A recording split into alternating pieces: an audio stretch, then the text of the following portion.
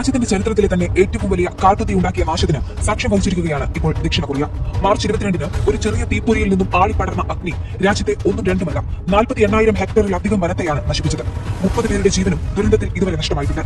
എന്നാൽ ഇതിൽ ഞെട്ടിക്കുന്ന കാര്യം ഈ കാട്ടുതീക്ക് പിന്നിലുണ്ടായ കാരണമാണ്. ഒരു 56-കാരന്റെ സിഗരറ്റ് ലൈറ്ററിൽ നിന്നുണ്ടായ ഒരു കുഞ്ഞു തീ. മാർച്ച് 22-ന് സിയോളിൽ നിന്ന് ഏകദേശം 180 കിലോമീറ്റർ തെക്കുകിഴക്കായി നോർത്ത് ജിയോങ്സാൻ കൌണ്ടിയിലെ ഉയ്സോങ്ങിലെ അൻപ്യോങ് ജില്ലയിൽ ഒരു കുന്നിൻ മുകളിൽ 56 വയസ്സുള്ള ഒരാൾ അബദ്ധത്തിൽ കാട്ടുതീ ഉണ്ടാക്കിയതായാണ് റിപ്പോർട്ടുകൾ പറയുന്നത്. ഇയാൾ ആ ദിവസം തന്റെ കുടുംബത്തിന്റെ ശവക്കല്ലറ വൃത്തിയാക്കുന്ന തിരക്കിലായിരുന്നു. കല്ലറയ്ക്ക് മുന്നിൽ പടർന്നു കിടന്ന കമ്പുകൾ നശിപ്പിക്കുവാൻ അയാൾ തന്റെ സിഗരറ്റ് ലൈറ്റർ ഉപയോഗിച്ചു.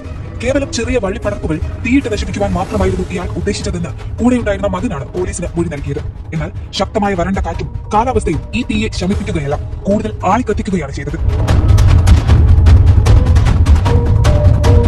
ശവക്കല്ലറയ്ക്ക് മുകളിൽ തൂങ്ങിക്കിടക്കുന്ന മരക്കൊമ്പുകൾ ഒരു സിഗരറ്റ് ലൈറ്റർ ഉപയോഗിച്ച് കത്തിക്കാൻ ശ്രമിച്ചതായി സംശയിക്കപ്പെടുന്നയാളെ പോലീസ് കണ്ടെത്തിയെന്നാണ് AFP റിപ്പോർട്ട് ചെയ്യുന്നത്. കാട്ടുതീ അബദ്ധത്തിൽ ഉണ്ടാക്കിയതാണെന്ന സംശയത്തിന്റെ പേരിൽ ശനിയാഴ്ച ഞങ്ങൾ അദ്ദേഹത്തിനെതിരെ അന്വേഷണത്തിന് കേസെടുത്തു. ഇന്ന് വ്യക്തിഗത വിവരങ്ങൾ വെളിപ്പെടുത്താതെ ഒരു ഉദ്യോഗസ്ഥൻ AFPയോട് പറഞ്ഞു. സ്ഥലത്തെ പരിശോധന പൂർത്തിയായി കഴിഞ്ഞാൽ അന്വേഷണ ഉദ്യോഗസ്ഥർ അയാളെ ചോദ്യം ചെയ്യലിനായി വിളിപ്പിക്കും. ഇതിന് ഒരു മാസത്തിലധികം സമയമെടുത്തേക്കാം, AFP റിപ്പോർട്ട് ചെയ്യുന്നു.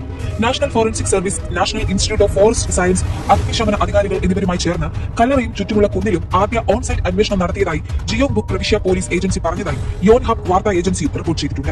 തീപിടുത്തത്തിന്റെ കാരണവും കാറ്റിനൊപ്പം തീജ്വാലകൾ പടരുന്ന ദിശയും സ്ഥിരീകരിക്കാൻ ഉദ്യോഗസ്ഥർ ഡ്രോണും മറ്റു രീതികളും ഉപയോഗിച്ചിരുന്നു.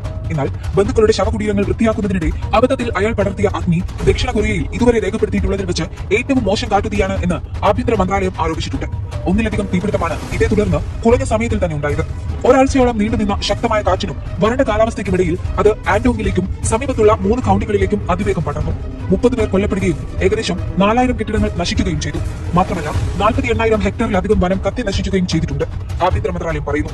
ഇപ്പോൾ 2 പ്രവിശ്യകളിലും പടർന്നു പിടിച്ച കാട്ടുതീയുടെ പ്രധാന ഭാഗം പൂർണ്ണമായും അണച്ചതായി ദക്ഷിണ കൊറിയൻ ആക്ടിംഗ് ആഭ്യന്തരമന്ത്രി Ko Ki Dong central disaster and safety countermeasures ഹെഡ്ക്വാർട്ടേഴ്സിന്റെ യോഗത്തിൽ പ്രഖ്യാപിച്ചിരുന്നു.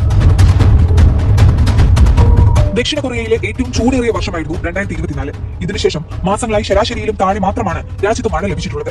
കൂടെ ശക്തമായ കാറ്റും അതിവരണ്ട കാലാവസ്ഥയും കാര്യങ്ങൾ കൂടുതൽ വഷളാക്കി.